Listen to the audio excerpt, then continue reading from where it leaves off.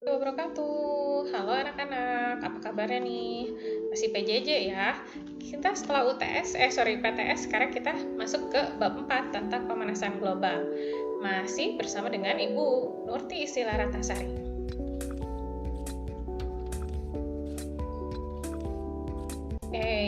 Kita hidup di bumi kan? Betul. Ya, ini bumi kita. Satu-satunya tempat tinggal kita. Oleh karenanya, mari kita jaga bersama-sama. Video ini seperti biasa, yang pertama ada kompetensi dasar, yang kedua ada tujuan pembelajaran, yang ketiga ada materi, dan yang keempat ada tugas. Kita mulai dari dasar. Kompetensi dasarnya adalah menganalisis perubahan iklim dan dampaknya bagi ekosistem, dan juga membuat tulisan tentang adaptasi atau penanggulangan masalah perubahan iklim. Pembelajarannya kita lihat ada 3 ya. Jadi setelah pembelajaran bab ini, kamu diharapkan dapat menganalisis penyebab terjadinya efek rumah kaca dengan tepat, lalu memecahkan solusi penanggulangan pemanasan global dengan tepat, dan juga membuat karya tentang adaptasi atau penanggulangan masalah perubahan iklim yang komunikatif. Ini adalah yang pertama. Apa itu efek rumah kaca? Nah, jadi ternyata efek rumah kaca ini adalah proses pemanasan alami yang terjadi ketika gas-gas tertentu di atmosfer bumi memerangkap panas. Jadi ini adalah proses yang alami ya. Dari zaman dahulu kala, bumi itu sudah ada efek rumah kaca. Nah, tapi apa bedanya dengan sekarang? Mari kita lihat. Nah, kita lihat penjelasan singkat ini ya. Jadi, kalau kita lihat nih, kamu bisa lihat ini sinar matahari semuanya masuk ke bumi ya. Nah, kalau normalnya itu ketika efek rumah kaca masih normal, maka banyak dari sinar matahari tersebut yang dipantulkan keluar dari atmosfer. Nah, gitu. Jadi, fungsinya buat apa sih efek rumah kaca ini? Fungsi efek rumah kaca ini adalah untuk menjaga suhu bumi tetap hangat. Jadi, kita semua bisa hidup. Nah, kalau seandainya tidak ada efek rumah kaca, maka suhu di bumi pasti akan sangat dingin sekali. Jadi tidak akan ada kehidupan. Jadi sebetulnya efek rumah kaca itu adalah proses alamiah. Hanya yang membedakan sekarang bagaimana? Nah, kita lihat ya, sebagian radiasi surya itu dipantulkan kembali oleh bumi dan atmosfer. Itu adalah normalnya ya. Radiasi sinar matahari merupakan sumber dari sistem iklim di bumi. Itu juga betul ya. Sekitar setengah dari radiasi sinar matahari diserap oleh permukaan bumi dan memanaskan permukaan bumi. Nah, ini penting. Supaya apa? Supaya semua makhluk hidup di muka bumi bisa hidup ya. Radiasi inframerah dipancarkan dari permukaan bumi. Jadi dipantulkan ya. Nah, sebagiannya itu ada yang diteruskan melewati atmosfer, namun sebagian besar diserap dan dipancarkan kembali ke segala arah oleh awan dan molekul gas rumah kaca. Hal ini mengakibatkan atmosfer di dekat permukaan bumi lebih semakin panas. Gitu. Jadi memang ini proses alamiah ya, dari dulu sudah ada. Hanya sekarang yang menyebabkan efek rumah kaca ini menjadi salah satu penyebab pemanasan global adalah semakin banyaknya sinar matahari yang terperangkap di atmosfer bumi tidak bisa keluar. Nah, hal itulah yang menyebabkan terjadinya pemanasan global, yaitu naiknya suhu bumi karena terjadinya efek rumah kaca yang berlebihan. Kenapa bisa seperti itu? Kita lihat ya. Nah, ini dia ya. Jadi kalau berlebihan itu, nanti suhu rata-rata atmosfer bumi dan lautannya secara bertahap itu akan naik. Gitu, dan biasanya tidak akan turun lagi. Nah, ini kalau terjadi terus-menerus, maka akan secara permanen merubah iklim bumi. Ya, jadi suhunya akan naik terus seperti sekarang. Mungkin kamu bisa tanya, dulu zaman orang tua kamu atau kakek nenek kamu berapa sih suhu di Bandung gitu kan? Banyak yang bilang dulu Bandung itu dingin ya, sejuk. Nah, sekarang kita semua merasakan bahwa Bandung itu apalagi menuju ke musim kemarau itu panas sekali ya, panas sekali. Jadi itu adalah terjadinya kenaikan suhu yang bertahap sedikit demi sedikit, tapi ketika itu terus-menerus naik, itu akan membahayakan kita semua. Oke, sekarang apa saja sih penyebab pemanasan global? Jadi kita tadi sudah bilang ya, bahwa efek rumah kaca itu adalah proses yang alamiah. Tapi ketika efek rumah kaca terjadi secara berlebihan, maka dia akan menyebabkan pemanasan global. Nah, penyebabnya apa aja? ada emisi CO2, ada emisi metana, dan juga pembakaran lahan hutan. Selanjutnya juga ada penggunaan CFC dan meningkatnya penggunaan pupuk kimia dalam pertanian. Kalau lihat sekarang keadaan bumi seperti ini, jadi banyak perusahaan hutan ya, otomatis kalau yang namanya tumbuhan itu banyak yang hilang, banyak yang mati, penyerapan CO2 itu akan sangat berkurang. Kenapa tumbuhan bisa menyerap CO2? Karena karbon dioksida atau CO2 itu digunakan tumbuhan untuk proses fotosintesis yang dapat menghasilkan udara bersih yaitu oksigen dan juga karbohidrat zat makanan. Tetapi ketika banyak kebakaran hutan, ya otomatis tumbuhan pun banyak yang mati, yang menyerap CO2-nya sangat sedikit. Oleh karenanya di atmosfer itu banyak kadar CO2 yang dapat memblok sinar inframerah yang harusnya keluar bumi. Jadi dia tetap saja ada di dalam bumi, ya dipantulkan kembali ke atmosfer bumi. Itu. Jadi ada CFC juga, klorofluorokarbon. Itu juga zat yang termasuk gas rumah kaca. Jadi ketika ini jumlahnya sangat banyak, sangat berlebihan, maka efek rumah kaca akan meningkat dan mengakibatkan pemanasan global. Nah, belum juga ada kendaraan bermotor ya yang berbahan bakar minyak bumi, dan juga dari berbagai macam industri ya, gas rumah kaca dan bahan bakar fosil. Itu semuanya mengakibatkan banyaknya gas rumah kaca yang terkumpul di atmosfer yang menyebabkan yang seharusnya banyak yang dipantulkan keluar dari atmosfer bumi, si sinar inframerah ini, tetapi karena dia terperangkap seperti ada yang memblok gitu ya, dia balik lagi ke atmosfer bumi, dipantulkan lagi terus seperti itu, tidak bisa keluar. Karena panasnya tidak bisa keluar, maka terjadilah pemanasan global. Kalau kita lihat ini ada data sumber pemanasan global di Indonesia ya. Hanya di Indonesia dan ini pada tahun 2005. Mohon maaf Ibu tidak menemukan yang lebih baru, tapi ini sebagai gambaran saja. Ini terjadi 16 tahun lalu, tapi ini terjadi sudah sangat parah ya. Itu. Jadi kalau kita lihat sumber-sumbernya paling besar itu adalah pembakaran batu bara. Nah, batu bara ini digunakan pada apa? Terutama pada pembangkit listrik ya. Terutama pada pembangkit listrik. Makanya ada hubungannya pemanasan global dengan hemat listrik. Ketika kamu boros listrik, maka kamu juga secara tidak langsung membiarkan batu bara itu banyak yang digunakan untuk pembakaran, yang mengakibatkan emisi karbon dioksida itu dihasilkan sangat banyak, memblok sinar inframerah yang harusnya keluar, dan terjadilah pemanasan global. Jadi biasakan hemat listrik ya. Itu kalau tidak digunakan, listriknya dimatikan saja. Selanjutnya ada konversi lahan dan perusakan hutan. Waduh, ini juga ya, tadi sudah Ibu bahas bahwa tumbuhan itu dapat merubah CO2 menjadi oksigen. Tetapi ketika tumbuhannya tidak ada, maka CO2-nya tetap ada di di atmosfer dan memblok sinar inframerah yang harusnya keluar. Dan selanjutnya adalah aktivitas dan pemakaian energi pertanian dan juga limbah. Nah, banyak sekali yang kita gunakan yang dapat mengakibatkan ini karbon dioksida. Kita nafas saja menghasilkan karbon dioksida ya kan. Nah, bedanya kalau dulu itu kalau misalnya belum ada pembakaran batu bara, belum ada penggunaan kendaraan bermotor, belum ada industri ya yang menghasilkan gas rumah kaca, itu ya tidak terjadi efek rumah kaca yang berlebihan dan tidak terjadi pemanasan global. Itu hanya akan terjadi proses ilmiah saja yang menghangatkan permukaan bumi. Tapi sekarang dengan banyaknya emisi karbon dioksida yang dihasilkan oleh berbagai aktivitas manusia, inilah yang menyebabkan terjadinya pemanasan global. Oke? Selanjutnya, apa saja dampak pemanasan global?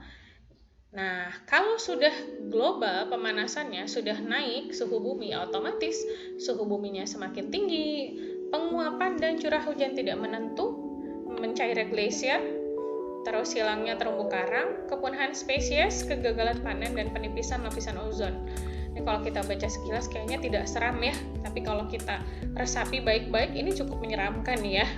Itu. Kalau penguapan dan curah hujan tidak menentu itu kita sudah rasakan. Sekarang itu bisa jadi pergeseran musim ya, mungkin si musim hujannya itu lebih singkat, lebih lama musim kemarau, ataupun sebaliknya, dan sulit untuk diramalkan. gitu ya. Glasier itu adalah es yang ada di kutub. Itu kalau dia mencair, banyak yang mencair, maka otomatis suhu permukaan bumi akan naik. Suhu permukaan bumi naik mengakibatkan glasier itu mencair dan menaikkan permukaan air laut. Nah, jadi kalau misalnya ada yang bilang itu nanti kota-kota itu ada yang hilang, bisa jadi betul. Karena kota-kota yang di dekat pantai itu dapat tenggelam karena permukaan air lautnya naik. Belumnya ada hilangnya terumbu karang, ada spesies yang punah. Jangan salah loh, bisa jadi kita pun punah manusia. Ya, bisa jadi kita pun punah. Kalau kita belum punah, spesies-spesies yang biasa kita manfaatkan itu punah. Ya otomatis itu akan mengancam keberadaan kita juga ya, belum kegagalan panen dan juga penipisan lapisan ozon. Oke, nah kalau kita list ini dampak efek rumah kaca yang terutama yang mengakibatkan pemanasan global ini banyak ya. Semakin lama suhu makin panas, sudah gitu anomali cuaca antara siang dan malam. Anomali itu pengecualian ya, ada yang aneh gitu. Biasanya dingin misalnya siang-siang, oh ini jadi kebalik. Biasanya malam-malam dingin gitu ya, siang-siang panas, ini jadi kebalik. Bisa seperti itu. Terus udah gitu, nah tadi salju dan es abadi di daerah kutub mencair. Itu harusnya es abadi, artinya kalau dia nggak mencair, permukaan laut itu aman. Tapi kalau dia mencair ya otomatis, itu kan di kutub es semua ya. Ketika dia mencair, ya permukaan air laut akan menaik. Nah itu yang tadi yang keempat ya, sudah dibahas. Terus udah gitu meningkatnya intensitas terjadinya badai. Waduh, biasanya Indonesia jarang badai, tapi kalau kayak begini terus-menerus ya bisa jadi kita kena badai juga. Bencana alam, mungkin sekarang kita sudah mulai merasakan ya. Kekeringan dan gagal panen ini juga sama, saking keringnya sampai panen aja gagal ya. Terus produksi pertanian semakin lama semakin menurun. Nah ini bahaya kan? Berarti kita nggak punya pangan dong. Kalau kita nggak punya pangan, ya kita mau makan apa? Ya, nah lanjut ke bencana kelaparan dan gizi buruk tuh, itu nyambung kan sama yang tadi. Belum merebaknya berbagai penyakit. Nah, sekarang kan kita lagi pandemi ya. Walaupun ada teori konspirasi segala macam, dengan adanya pencemaran udara yang sangat parah, udah gitu ada pemanasan global, ini membuat penyakit itu makin sulit untuk dihilangkan. Nanti bisa jadi akan muncul lagi penyakit baru dan seterusnya. Nah, dan ini yang paling ngeri juga, paling bawah itu adalah diprediksikan jutaan spesies makhluk hidup akan punah. Jutaan spesies, bayangkan. Itu ada salah satu di antaranya kan. Ketika kita sudah punah, ya sudah deh habis. Nah, lihat nih, global warming itu apa sih yang dibawa? Nih, yang tadi ya, ini setelah dijelaskan dengan infografis. Kekeringan otomatis ya, karena makin banyak pemanasan di mana-mana, air menguap, nggak ada air di permukaan bumi misalnya, jadilah kekeringan. Udah kita mengganggu sistem apa aja, segala sistem akan berdampak karena kekeringan. Ada sistem ekonomi jelas, pertanian, infrastruktur, pola cuaca dan sebagainya. Ekosistem rusak tentu saja karena setiap makhluk itu membutuhkan air. Ketika terjadi kekeringan, ya gimana dong ya, nggak bisa hidup kan. Permukaan laut meninggi otomatis juga, tadi sudah berapa kali menjelaskan ya, melelehnya atau mencairnya es di kutub yang harusnya jadi es abadi, saking banyaknya itu ya tentu akan menaikkan permukaan air laut. Jadi kalau kita lihat di sini ya, temperatur global telah meningkat hampir 1 derajat Celcius sejak 1880. Cuma 1 derajat Celcius ngaruhnya apa? Ini tadi yang sebelah kanan ini sudah ngaruh sekali ya. 2 derajat Celcius jika tidak ditangani akan meningkat lebih dari 2 derajat Celcius pada tahun 2030 tuh. 9 tahun lagi. 9 tahun lagi ini akan meningkat. Kamu bisa bayangkan, kalau kita nggak take action dari sekarang, maka ini akan terjadi. Bahkan bisa jadi lebih buruk ya.